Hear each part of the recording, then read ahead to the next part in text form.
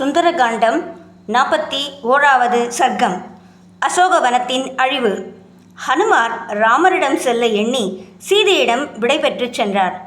சீதையை கண்டபின் மிச்சமிருக்கும் காரியத்தையும் செய்து முடிக்க வேண்டும். நான் எண்ணும் அந்த காரியத்துக்கு தண்டமே சரியான உபாயம். சாமபாயம் நுண்ணிய அறிவுள்ள பகைவனிடம் பலனை அளிக்கும். அரக்கரிடம் அது பயன்படாது. தானபாயம் செல்வ வளம் மிக்க இந்த அரக்கரிடம் செல்லாது. பேதபாயம் பலம் மிக்க அரக்கரிடம் பயன்படாது. எனவே தண்டபாயமே இங்கு பயன்படும். யுத்தத்தில் நல்ல வீரர்களான அரக்கர்களை எப்படியாவது அடக்க வேண்டும். குறைந்த முயற்சியால் அரிய காரியங்களை செய்பவனே உயர்ந்தவன். சீதையை கண்டறியும் பணி மட்டுமே முடித்துச் செல்வதில் என்ன பயன்? சத்துருக்களோடு போராடி அதனால் ஏற்படும் அனுபவத்தையும் ஏற்றுச் செல்வதே நல்லது. அரக்கரோடு யுத்தம் செய்தால்தான் ராவணனின் பலம் மற்றும் என் பலம் இவற்றை பிரித்தறிய முடியும். ராவணனின் அமைச்சர், சேனாதிபதிகள் இவர்களோடு அந்த அரக்க மன்னனை கண்டு பேசி அவன் எண்ணத்தை, அவன் ஆற்றலை அறிதல் வேண்டும். அதற்காக முதலில் இந்த அழகிய வளமிக்க அசோகவனத்தை அழிக்கப் போகிறேன். அதனால் ராவணன் சினம் கொள்வான். வலிமை மிக்க தன் படைகளை என்மேல் ஏவுவான்.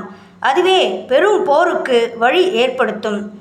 என் பேராற்றலால் அந்த அரக்க சேனையை அழித்து சுக்ரீவனிடம் நலமாகச் செல்வேன் என்று சிந்தித்து ஹனுமார் மரங்களை முறிக்க ஆரம்பித்தார்.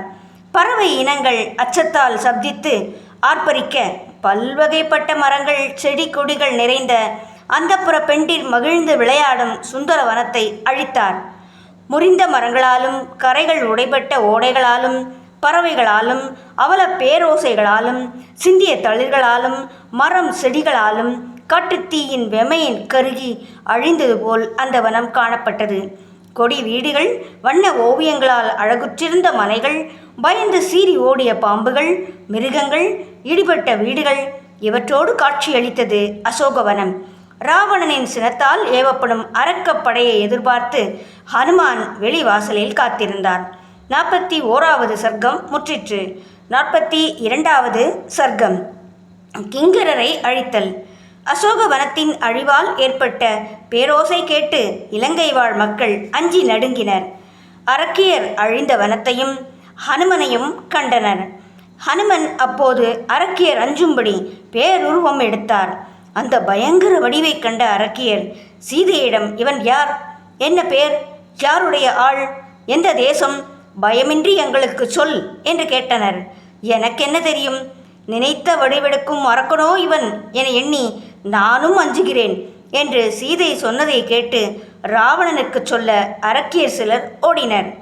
அவையில் அரக்க மன்னனுக்கு பயந்தபடி அரக்கியர் சிலர் பயங்கரமான வடிவமும் பராக்கிரமமும் கொண்ட குரங்கொன்று அசோகவனத்தில் சீதையிடம் பேசிக்கொண்டிருக்கிறது.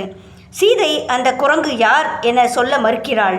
இந்திரன் தூதனோ, குபேரன் தூதனோ, அல்லது சீதையின் பொருட்டு ராமனால் அனுப்பப்பட்டவனாகவோ இருக்கலாம் என்றது அந்த வானரம். அந்த குரங்கால் தங்களுக்கு மிக விருப்பமான அந்த வனம் அழிக்கப்பட்டது. சீதை உள்ள இடமட்டிலும் அழியவில்லை. தாங்களே விரும்பும் இந்த அரிய சீதையிடம் பேச அஞ்சாத அந்த குரங்கை தண்டிக்க தாங்கள் உத்தரவிட வேண்டும்.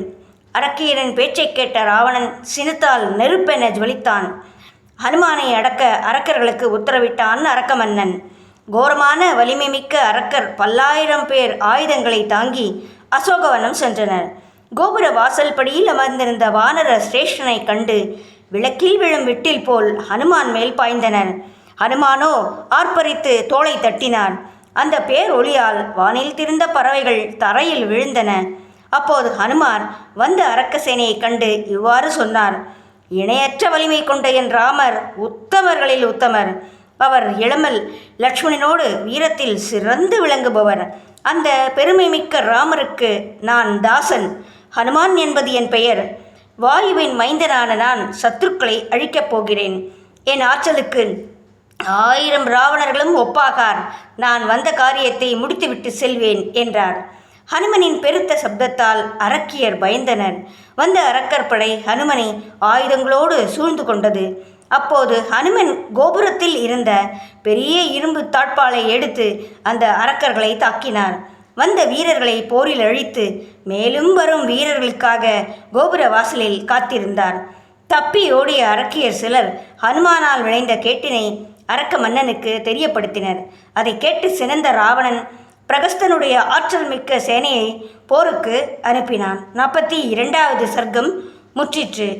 43வது சர்க்கம் சைத்திய மண்டபத்தை அழித்தல். கிங்கரர்களை வதைத்த ஹனுமான் மனம் ஒன்றி சிந்திக்கலானார். அசோகவனம் அழிக்கப்பட்டது. இப்போது அரக்கர்களின் குல தெய்வத்தின் ஆலயமான சைத்திய மண்டபத்தையும் அழிக்கிறேன் என்று சொல்லி அந்த மண்டபத்தின் மேல் தாவினார். தான் ஏறிய மண்டபத்தை இடித்து தள்ளி பர்வதம் போல் நின்றார் மாருதி. பின்னர் பேருரு கொண்டு தோள் தட்டி ஆர்ப்பரித்தார். பட்சிகளும் காவலரும் அந்த சத்தத்தை கேட்டு நடுங்கினர். புண்ணியாத்மாவான ஸ்ரீராமரின் தாசன் நான். ஹனுமன் என்பது என் பெயர். கல்லும் தருக்களுமே எனக்கு ஆயுதங்கள். 1000 ராவணரும் எனக்கு இணையாகார். நான் வந்த காரியத்தை முடித்துக்கொண்டு அரக்கர் பார்த்து கொண்டிருக்க திரும்பிச் செல்வேன் என்று சொல்லியபடி அரக்கர்கள் அச்சத்தால் நடுங்க கர்ஜித்தார். அந்த சிம்மநாதத்தை கேட்டு அந்த கோவிலை காப்போர் ஆயுதங்களால் அவரை தாக்கினர். சினம் கொண்ட ஹனுமார் தங்கத்தாலான கோவில் தூணை பற்றி இழுத்தார். அதனை சுழற்றினார். அப்போது ஏற்பட்ட நெருப்பால் கோவிலும் கோபுரங்களும் எரிந்து போயின. அப்போது விண்ணில் எம்புகின்ற ஹனுமார் இவ்வாறு பேசினார். சுக்ரீவராஜனின் ஆளுகைக்கு உட்பட்ட என் போன்ற பல்லாயிரக்கணக்கான வானர வீரர்கள் அன்னை ஜானகியை தேட ஏவப்பட்டனர்.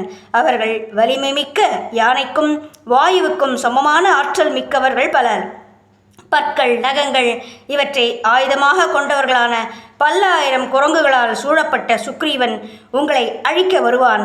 ராவணனோடு அழியத்தான் போகிறீர்கள் என்று ஆர்ப்பரித்தார். 43வது சர்க்கம் முற்றிற்று. 44வது சர்க்கம் ஜம்புமாலியை வதைத்தல். பிரகஸ்தனின் பிள்ளை ஜம்புமாலி ராவணனால் ஏவப்பட்டு யுத்தத்திற்கு வந்தான். கோரை பற்களோடு பயங்கரமான உருவம் கொண்ட அவன் மிகுந்த சினத்தோடு ஒரு பர்வதம் போல் நடந்து வந்தான்.